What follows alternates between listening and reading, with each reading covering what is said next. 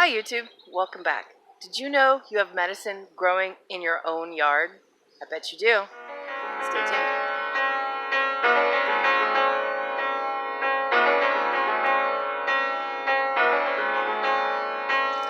So this is day 9, I believe, of the 14-day video challenge. And today I want to talk to you about broadleaf plantain. Now, warning, I am not a doctor, I am not an herbalist, I'm not a nutritionist, I have no traditional training in this subject.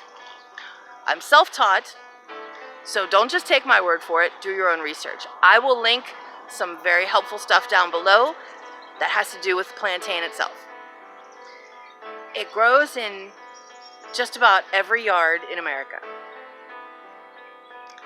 Unless you pull it out or spray for it, it's gonna grow because it's everywhere.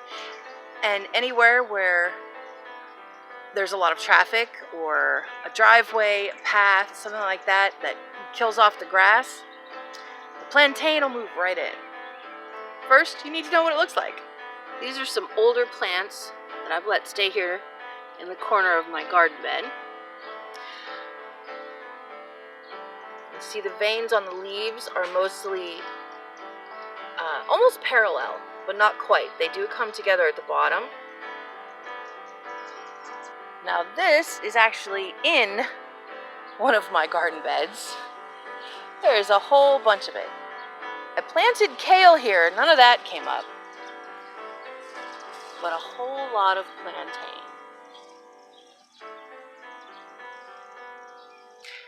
That bed is where my peppers are gonna go, so I haven't pulled it out yet. I'm just letting the plantain go until I actually need the bed. Then I'll harvest it.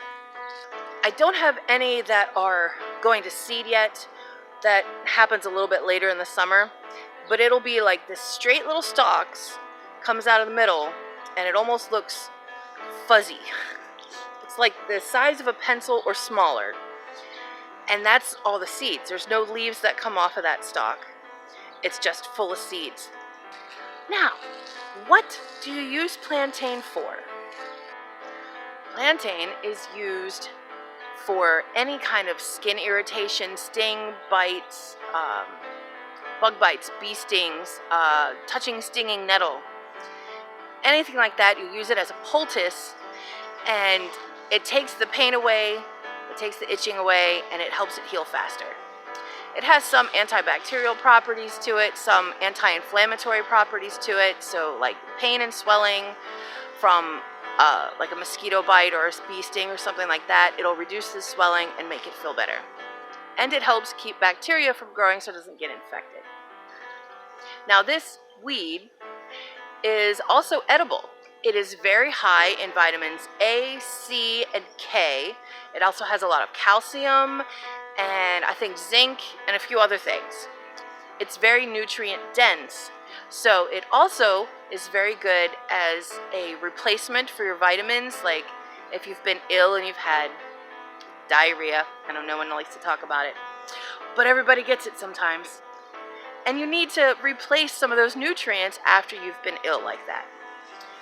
So you can take some leaves, dry them, keep them for those situations, and then make a tea out of it. I pulled one out to show you. It doesn't have a very big root, but even the root is edible. Now, young leaves, you could throw this in a salad and just eat it like that. When they get a little bit older, they get a little tougher, and then it would be better to cook it, and that'll make it a little more tender. You could also blanch it, and then you could put it in a salad.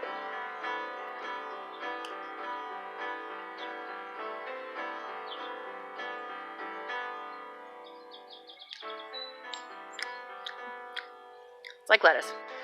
A lot of people just pull this out or spray something for it because it can kind of take over an area. But it's food and medicine, so I say let it grow. Now this plant may look familiar to you, but you've never heard it called plantain. Well, it has a lot of common names. I'm going to read you some. Dooryard plantain, ripplegrass, waybread, way broad, snakeweed, cuckoo's bread, soldier's herb, soldier's woundwort, Indian wheat, Englishman's foot, white man foot, and medicine leaf.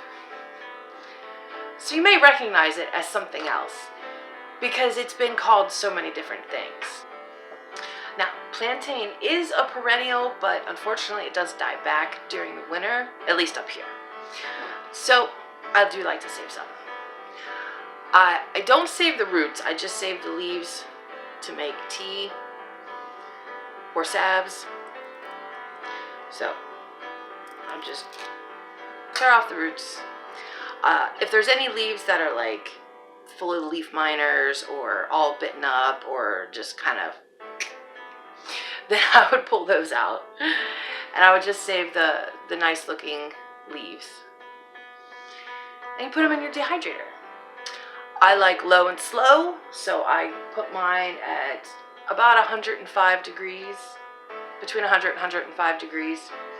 And at 105 degrees, I ran my dehydrator for about 18 hours just to make sure everything was nice and dry. Now, if you don't have a dehydrator, you don't have to use one, but you do need to keep them dry, so you wouldn't want them in a humid area. You could use an oven if you can set the temperature low enough, or you could just hang it up like an herb. The dehydrator is just easier for me. And then you want to hold them in a clean, dry jar. You don't want any moisture in there. And that's it. It's really simple to use. It has lots of uses. It has lots of good nutrients in it and vitamins. And it's the best weed that grows in my yard.